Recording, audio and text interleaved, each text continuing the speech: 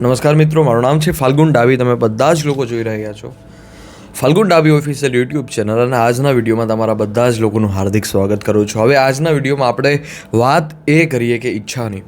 દુનિયાના સૌથી કોઈ તાકાતવર પરિબળ હોય તો ઈચ્છાને ગણવામાં આવે. ઈચ્છા એક એવી વસ્તુ છે કે તમે પથારી પર હોય તોય તમને ઊભા કરવાની ક્ષમતા રાખે છે. તમારામાં તાકાત ના હોય, તમારામાં હિંમત ના હોય, ઈચ્છાની એ તાકાત છે.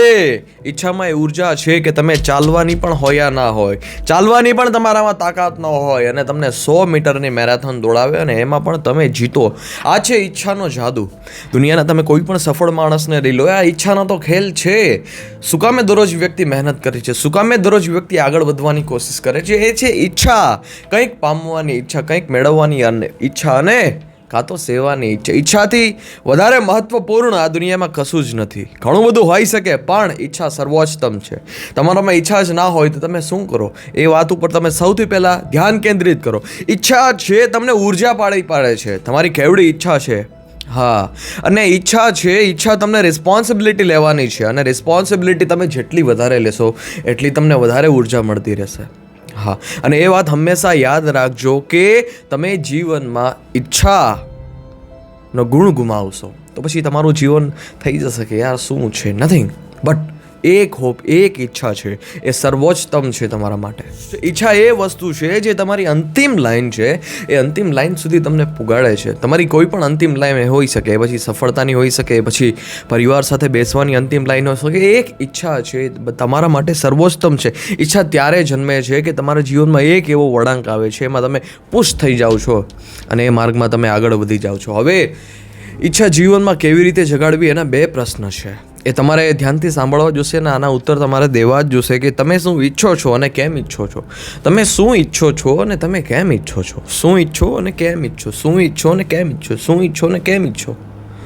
શું ઈચ્છો તમે અને કેમ ઈચ્છો.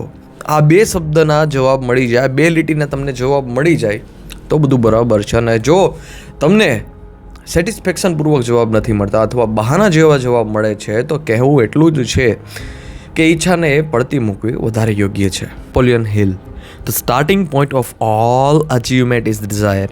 ઈચ્છા, ડિઝાયર, એ જ તમારી સફળતાનું સૂત્ર છે. ઈચ્છા, એક ડિઝાયર. હાર માનો નહીં તો કોશિશ બેકાર નહીં હોતી, और कोशिश करने वालों की कभी हार नहीं होती. હું તમને અદ્ભુત એક સ્ટોરી કહેવા જઈ રહ્યો છું, એકદમ મોટિવેટેડ અને એકદમ હાર્ડવર્કની સ્ટોરી કહેવા જઈ રહ્યો છું. તમે ધ્યાનથી સાંભળજો. આ સ્ટોરીને બહુ બધી તમારા જીવનમાં વેલ્યુ એડ કરીને જશે. એક એ શખ્સ કે જેમની પાસે ઘર ચલાવવાના પૈસા ન હોય, મા બાપ એટલા ગરીબ હોય, 9 વર્ષની ઉંમરમાં છે પોતાની માતાનું દેહાંત થઈ ગયું હતું. એ જે લેડી હારે લગ્ન કરવા ઈચ્છતો હતો એનું પણ થોડો સમયમાં મૃત્યુ થઈ ગયું હતું. હવે એવી દર્દનાક કહાનીને લઈ અને 1832માં એ વ્યક્તિ ચૂંટણીમાં ઊભો રહ્યો અને ભયંકર રીતે હારી ગયો.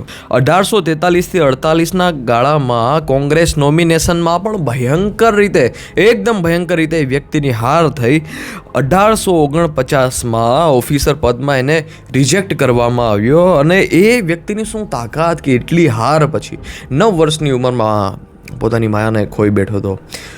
પોતે જેની યારે લગ્ન કરવા ઈચ્છતો હતો એનું પણ દેહાંત થઈ ગયું હતું. એટલી હાર બાદ એ વ્યક્તિએ હાર ના માની 1854માં ફરી ચૂંટણી લડ્યા. 1854માં ફરી એ વ્યક્તિ ચૂંટણી લડ્યો અને ફરી એક વખત ભયંકર રીતે હાર થઈ. હવે હારની તો કાંઈ હદ હોય ને. હવે કયું પરિબળ છે જેને મજબૂત રાખે છે? આ મજબૂત રાખતું પરિબળ છે એ છે ઈચ્છા. જીવનમાં એક ઈચ્છા છે. તમે ગમે એવા બેડ ઉપર સૂતા હશો, ઈચ્છામાં એ તાકાત છે, ઈચ્છામાં એક ક્ષમતા છે કે બેડ ઉપરથી તમને ઊભા કરી દે. 1856માં એ હાર્યો, એ બુરી રીતે હાર્યો, પણ 1860માં છે એ વ્યક્તિ અમેરિકાનો કિંગ બની ગયો.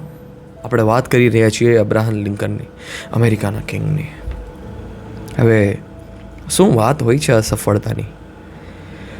અને આ બધું કરાવતું એક જ પરિબળ છે, એ છે ઈચ્છા. તમારા જીવનમાં ઈચ્છા જાગૃત કરો. હા, હાર માનો નહીં तो कोशिश बेकार नहीं होती. हार मानो नहीं तो कोशिश बेकार नहीं होती, और कोशिश करने वालों की कभी हार नहीं होती.